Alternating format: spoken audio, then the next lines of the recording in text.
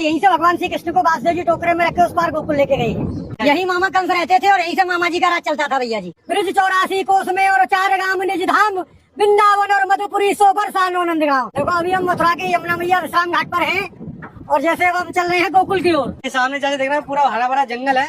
जंगल नहीं है ये, अच्छा, इसको बोलते हैं वृंदावन। वृंदावन, हाँ, ये भगवान श्री कृष्ण की गौचार भूमि है। भगवान गोकुल से गैया चराते हुए और ऐसे वृंदावन जाते थे भैया जी। देखो ये इधर दिखाइए, ये सामने है गोकुल गेट।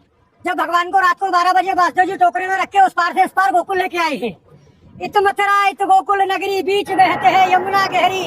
तो भगवान को यहीं से लेके आई। तो भैया जिस तरीके से मथुरा आज से मतलब 100 साल पहले रहा हुआ, आज भी वैसे नहीं, 100 साल नहीं। मथुरा द्वापर में भी थी, मथुरा त्रेता में भी थी और मथुरा आज भी है और अनंत काल तक रहेगी। मथुरापुरी को ब्रजमंडल बोला जाता है। अब देखो ये सामने कंस का किला है भैया जी। अच्छा, यही मामा कंस रहते थे और यहीं से मामा जी का राज चलता था भैया जी। हालांकि वो रहते यहाँ पे थे। हाँ। और जेल उन्होंने कहीं और बनाई। जेल 1 किलोमीटर है यहाँ से। जो भगवान श्री कृष्ण का जन्म हुआ, देवकी वासुदेव जी को कंस बंद कर रखा, वो 1 किलोमीटर है यहाँ से। और कंस का अखाड़ा यहाँ से 1.5 किलोमीटर है, जहाँ भगवान का कंस के साथ में युद्ध हुआ है। चलो भगवान के साथ में कंस का युद्ध शस्त्र युद्ध नहीं हुआ, मल्ल युद्ध हुआ। भगवान ने व्रत में 4 चीज तो की नहीं। कभी पैर में पादुका नहीं पहनी भगवान ने। दूसरे नंबर भगवान ने कभी मुकुट धारण नहीं किया। तीसरे नंबर भगवान ने कोई शस्त्र ग्रहण नहीं किया और भगवान ने कभी शरीर पर कपड़े नहीं किया।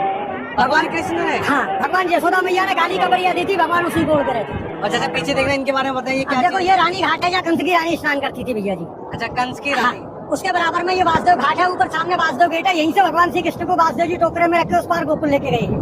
अच्छा, सामने मैंने अब आपको बताया गोकुल गेट जी। ये सामने भैया जी स्वामी घाट है। स्वामी घाट। हाँ, स्वामी घाट बोलते हैं इसको।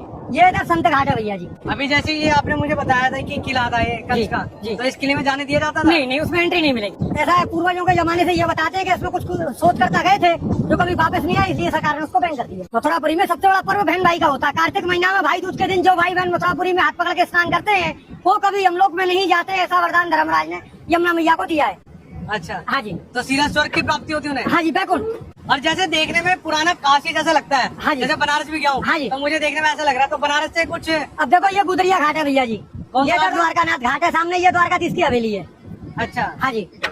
तो जैसे मैं पूछा कि बनारस के जैसा लगता है, बनारस की कुछ मान्यता है यहाँ पे? नहीं, बनारस की तो जितने भी तीर्थ हैं 4 महीने सब ब्रज में निवास करते हैं भैया जी। सावन भादव पार कार्तिक।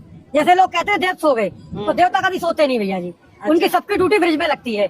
जब नंद बाबा 80 बरस के हो गए तो नंद बाबा ने कहा कि लाला मेरी हार्दिक इच्छा है कि मैं 4 धाम की यात्रा करूं।